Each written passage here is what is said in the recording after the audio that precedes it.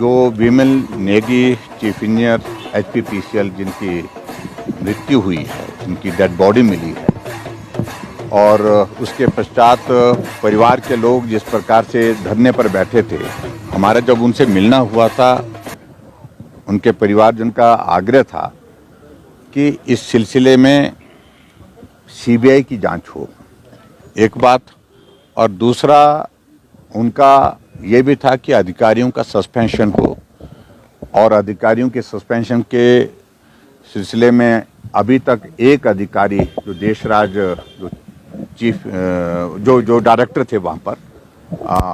उनका सस्पेंशन हुआ है, बाकी उनके खिलाफ कोई कार्रवाई इस प्रकार की हुई नहीं।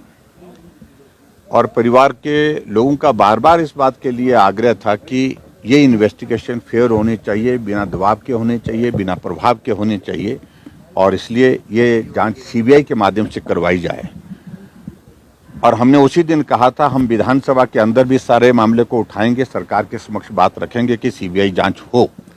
और अधिकारियों के खिलाफ कार्रवाई हो। वो हमने पिछले कल किया। पिछले कल हमने नियम 67 के अंतर्गत नोटिस दिया था, चर्चा के लिए समय हमको उस पर नहीं मिला, लेकिन उसके बावजूद हमने विधानसभा के अंदर अपना पक्ष रखा, बाहर जाकर के फिर वॉकआउट किया जब हमको बात करने का मौका नहीं दिया गया।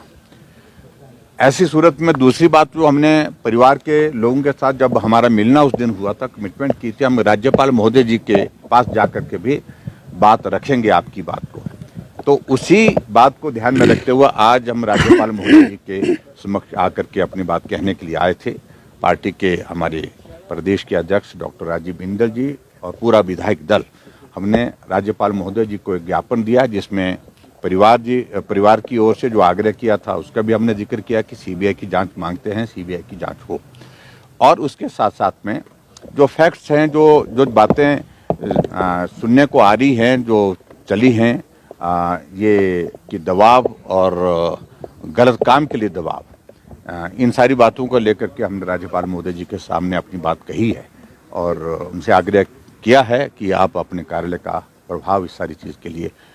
सुनिश्चित करें कि भी इसमें फेयर जांच हो और परिवार के लोगों का जिस प्रकार का मानना है उसके अनुरूप जो है वो उनको संतोष हो सके, उनको सेटिस्फैक्शन हो सके इन्वेस्टिगेशन की।